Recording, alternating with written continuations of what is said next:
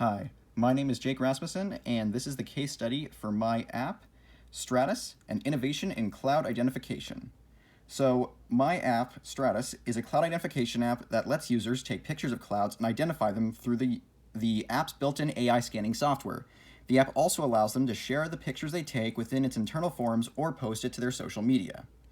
So, the objective of this app is to help people learn more about the clouds they see every day and figure out what clouds they are seeing as quick as possible. In terms of users, I felt that hikers, kids who are doing science projects, as well as nephologists, the people who study clouds, and meteorologists. I especially thought that kids who are doing science projects would be a good user base for a lot of this, because for young children who may be learning about weather or even the water cycle in school, they'll likely be learning about different types of clouds as well. I thought my cloud app could help encourage their curiosity and be helpful with their projects. Now, my app's key features were the scanning of the clouds as well as identifying them, internally logging their cloud pictures, and the ability to share the pictures they take to the app's internal forum or to their social media. Now, this app was my own original idea, which I created due to inspiration from seeing clouds in the sky while driving. I was curious on what kind of clouds I was seeing and thought it would be nice if there was an app that could easily answer the question. With my app, I wanted to make something that would be helpful to others. I eventually came to an idea that would help satisfy people's curiosities on something they see often: clouds. The problem I aim to solve is kind of a simple one, which is when someone looks up at a cloud in the sky, they may wonder, what kind of cloud is that? I wanted my app to help answer that question. Now, the development process for my app went as follows. Starting with the inspiration, I analyzed my competitors' apps, which I will show in the next slide, then made a low-fidelity iteration for both Apple and Android, tested them, then made revisions, then did a mid-fidelity for my Apple one only because that one needed to be fixed a bit more. Then after some fixing, I moved on to the high-fidelity iterations for both of them. Then did feedback from a few people and made my final mock-ups. Now, there were only two competitor apps that I found, and I was surprised to even see one at all. There was CloudSpotter and Cotton. I analyzed both apps, looked at what features I felt were interesting, and utilized elements of what I believed could help the main goal of my app the most, and would give the most cohesive design. Because when I read the brief, now when designing the app, I first want to mention that I wasn't quite sure what kind of problem to address when designing my app. So I had first interpreted the brief to mean I need to fix a big or common issue that everyone would face. Something that would help correct that. However, I hadn't come up with anything that I felt I could work with easily until I saw a cloud while driving and thought that a scientific problem would be an interesting one to solve. Now moving on, from the competitor apps, I saw certain things that I felt would work well in my app. The way they laid out their cloud library, their navigation methods, their navigation bar, as well as the way they laid out information.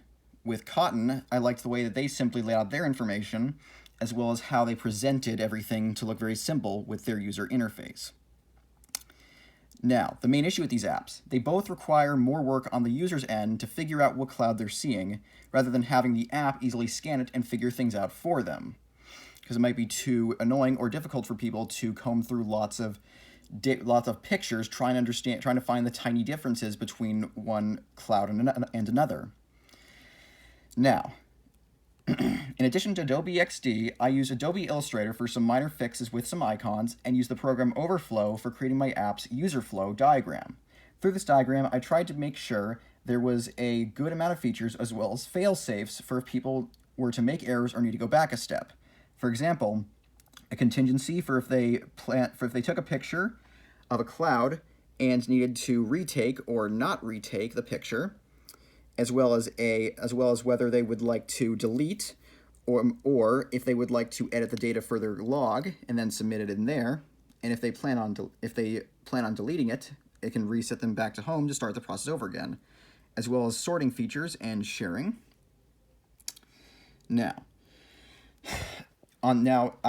Here's the low fidelity screens of the Apple version of my app, starting simply with little information, lots of body text, black and white, and no icons.